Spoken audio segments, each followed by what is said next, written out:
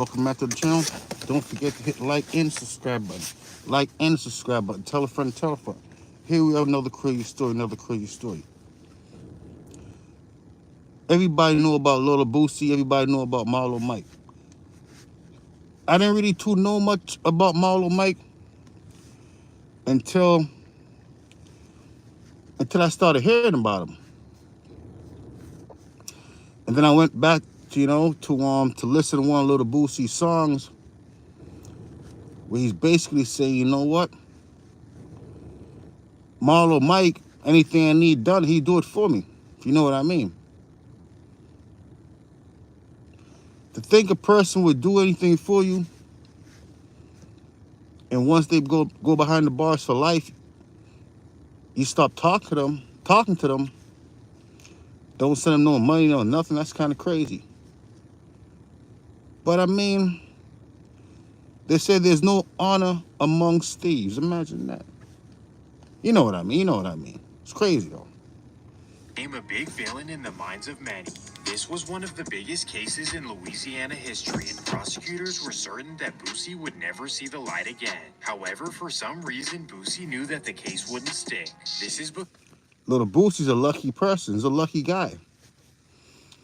You would think all he'd been through, all his involvements with the laws over the years, you would have thought, you know what?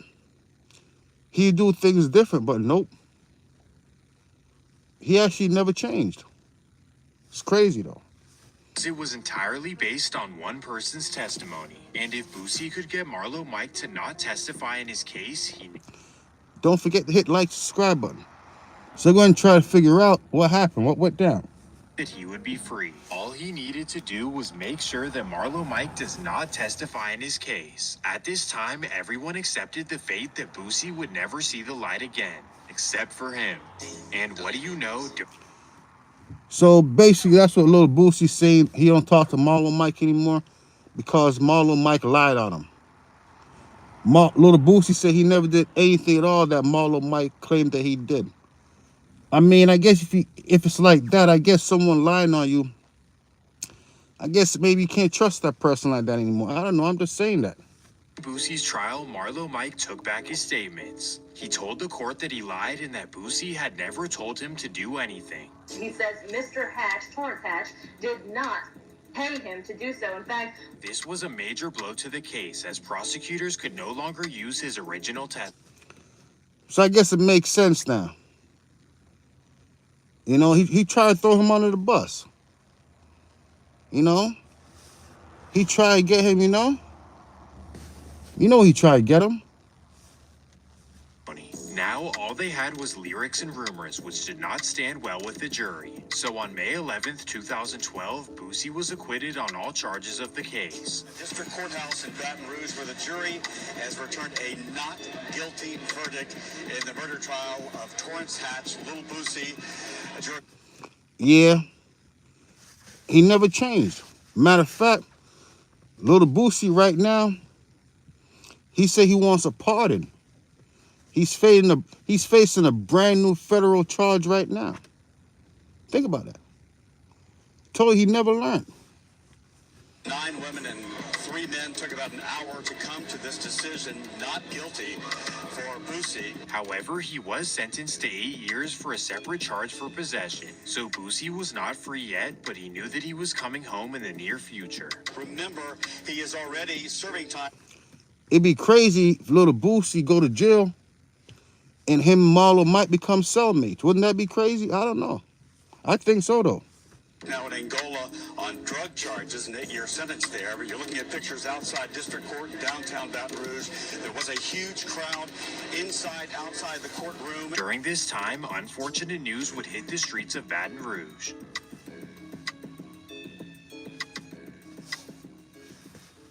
Just 10 days before Boosie's trial, Lil Fat was found in Sandy Springs, Georgia. Right now, Little Boosie said he don't feel comfortable going back to Louisiana anymore. I wonder why. I mean, he said he can't trust the police out there. That's what he said. At first, everyone thought that Boosie had called this hit from jail, but that wasn't the case. Instead, it was a completely unrelated situation that could honestly get its own video. Even though Boosie had nothing to do with this, he still doesn't have good words for Lil Fat. And this prompted Hey, Big Chicken, that's kind of disrespectful, huh? I guess that's probably why your name is Big Chicken, huh? brother Kendrick Johnson to troll him on Instagram. In the meantime, Boosie was sitting down waiting for his release. He only ended up serving 2 years and was released in 2014. Many believe that he had just gotten away with some very horrific crimes. Either way, this was his final wake-up call to get out of Baton Rouge. However, once he was released, he pretty much had zero money to his name. Because of this, he Like I said, Little Boosie said he doesn't feel comfortable in Baton Rouge anymore. He said, you know what?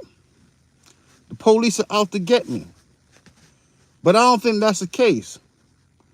I think what it is, Little Boosie, he want to continue being a criminal, and all the police didn't know him. I think that's all it is.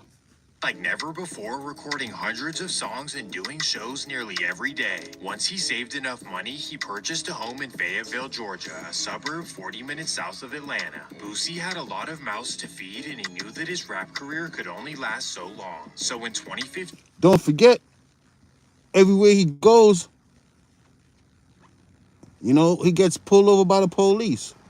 So it's fair to say, it's not the police in Louisiana. This individual, he's really about that life, as you can see. Boosie partnered with his brother TQ to create Badass ENT. This would be a label focused on finding young artists and developing their careers. Essentially, Boosie was the financer and TQ. Don't forget to hit like, subscribe button. Who's that? Who's that? XXX? Brains behind the operation. So right off the bat, TQ went out looking for artists to sign. Daily Dirt Long Bikes? story short, in 2016, he discovered a singer in Mississippi by the name of Young Blue. So he brought him to Boosie and they ended up signing a deal. While this was kind of a rocky road, as TQ explains that Boosie was being stingy with his money and would not invest. They said Little Boosie only gave Marlo Mike about $2,500 for all the crimes he allegedly did for him. Think about it, $2,500, that was it. I mean, is he stingy with his money? I don't know. Blue's career. He says that literally all he did was let him rock his chains and get him a Vlad interview. Boosie did not finance the records. You have to finance the records. Boosie did not give Blue an advance. You didn't reimburse him for studio time. You didn't pay producers. You didn't pay for no studio time. You didn't fly him out. So basically what's going on right now, you know, young Marlo Mike, he's still trying to get out. He's saying his brain was underdeveloped when he committed all those crimes. He shouldn't be treated as an adult. That's what he's saying right now. Thing that Boosie has said that he did for Blue is holler at Vlad to get him on Vlad. You know, it's crazy. But, you know, that's how it goes sometimes, though. Welcome back to another episode. It's one of those things they did, though. You know, don't forget to hit like, subscribe button. So Marlo Mike, as I said, he's fighting to get out. He didn't know how to read it till he got to jail. You know, he said Boosie sent him there. On an upward trajectory. This is one of the most complicated and illogical stories I have ever told. So please rewind and pause if you have to. So let's dive in. Lil Boosie is from South Baton Rouge, but more specifically the Roosevelt Street Projects. And during his childhood, his neighborhood was run by a group called BBG, also known as Bottom Boy Gorillas. I know the name sounds very unlike Boosie, if you know what I mean, but it actually... Bottom boy Gorillas. It's crazy. What, I have on a ski mask?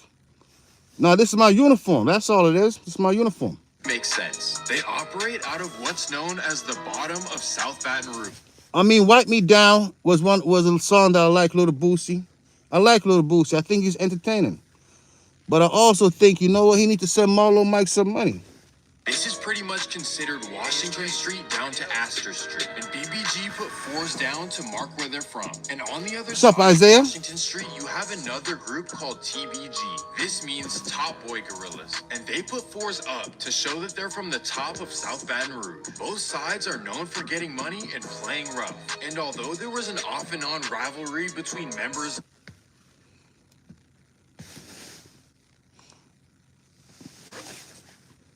groups, I wouldn't necessarily call it a beef at all. It's way more complicated than TBG versus BBG, and most of the losses came from... So basically, what's going on,